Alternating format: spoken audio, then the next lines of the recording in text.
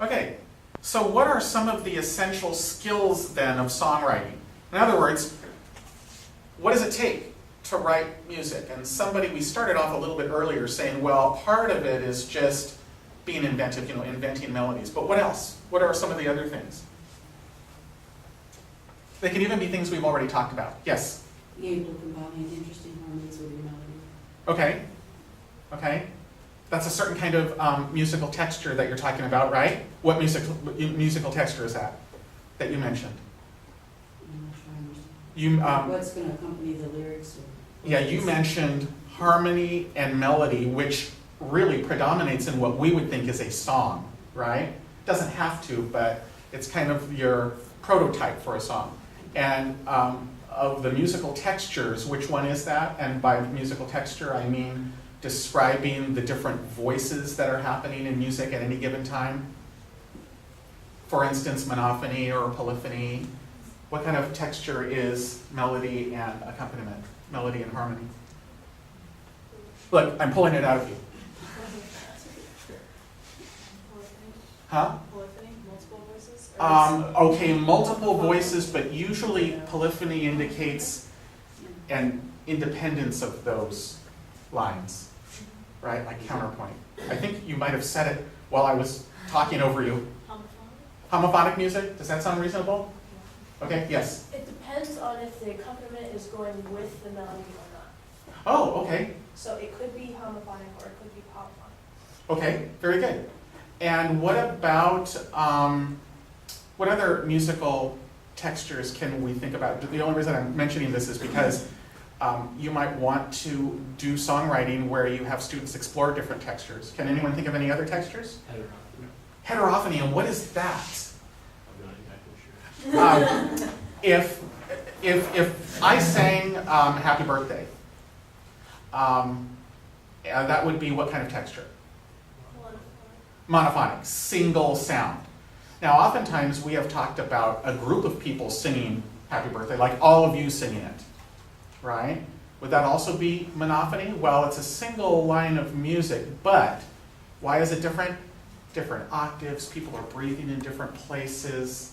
The timbres of your voices fatten the texture quite a bit, and that is what we're talking about, texture, right?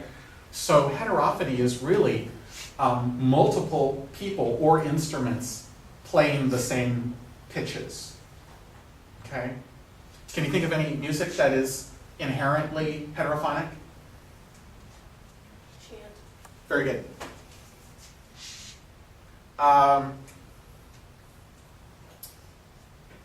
What else do you need for songwriting? Just imagine the process. Imagine we're writing songs in class. What else are we going to need besides what we've already talked about? Lyrics. Lyrics, okay. So generating lyrics somehow. Okay, what else? Kind of like what you were talking about earlier, the like contrasting sections, like even like with the lyrics and also like as far as like the melody, like I know that I like songs that kind of, might start off one way, but then it's like the bridge and you're like, oh, cool, like. Okay, what I hear you saying, if I can interpret what you're saying, is that a certain amount of guidelines is really important for students. Like for instance, if I said, okay, everyone, go write a song, see you tomorrow. You would probably go home and sit and go, what does he want?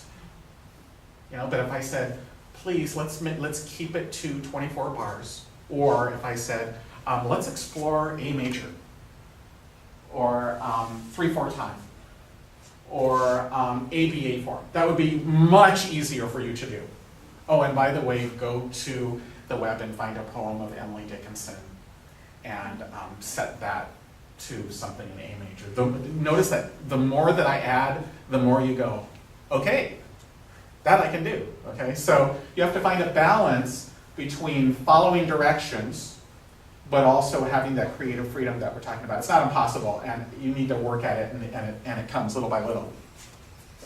And of course, sometimes students will come back and say, well, I found the poem by Emily Dickinson, and I did the 3 sections, but it didn't really make sense to me for it to be an A major at all, or something. And then you have to start doing that teacher-centered versus child-centered versus teacher-centered work to decision making. I have here a desire to express something in music, basic singing or playing ability in order to generate ideas, right? That's kind of what you said too. A method for preserving ideas so that they can refine, right? And insight to transform personal meanings into public ones. That's kind of a fine point. But chances are many of you will, did you go like that to me and I just missed it? No. Oh, okay, you just didn't want to flash me. Okay, very good. Chances are many of you have ideas that you want to express in music, but aren't quite sure how it'll end up in music, right? Okay, what are some of the qualities of a good song? We've kind of been talking about this little by little the whole time, but now I'd just like to come out and say, you all want your students to write good songs, not just write songs, right? And even write better songs while they're in your tutelage, right? So what are some of the qualities that you think are important in songs? Conveys a certain emotion. Okay? Insightfulness, emotion, good. What else? And notice I'm not saying that it's good because I have it written down. It's good because, yes. Okay? That's a very important thing. What else? Well, you have to have like contrast in a song. I know for me, like, it's important to have like a beat like that I can remember or that you could like sing to in your car, you know. Is there is there a term that we have for that kind of quality in a song? Probably just like a, Memorable? yeah, memorable. Yeah, that's an adjective for it, but is there a noun that describes that part of the music? Rhythm. Chorus. Chorus, refrain, hook, theme, okay? And what about 10 themes in the same song? No, Why not? it's too busy. Okay, so how many? One or two. Okay, so if I'm trying to put a kind of adjective onto the number, what would you call that?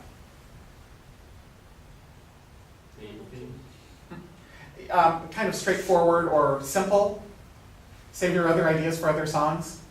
I think good songs are, in essence, simple, which doesn't mean that your students who are just chaotic in their creativity and cram a bunch of stuff into their music, there's something wrong with them. But you might want to prevail that working with fewer ideas more extensively might create a more presentable song, at least to begin with, okay? You can kind of relate that to like improvisation as well, because I know when I learned that, my band director would, you know, you could just give them, you could do like kind of like theme and variation type thing, just start with like a simple, you know, lick in jazz and have them improvise just off of that, and they don't, you know, you could say you don't have to be playing every beat, like you can take some time to rest and stuff, so kind of like that. Even if you could do that in your lesson, you could give them a theme and then have them create a song like based on that theme. Good, very good, that sounds good.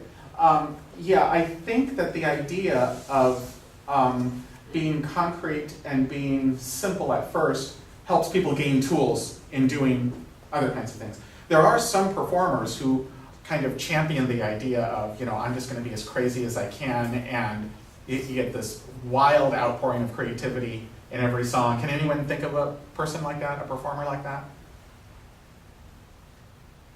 I don't know if any of you are, maybe you're too young, but Frank Zappa, for me, was that way. He was, listening to Frank Zappa is exhausting.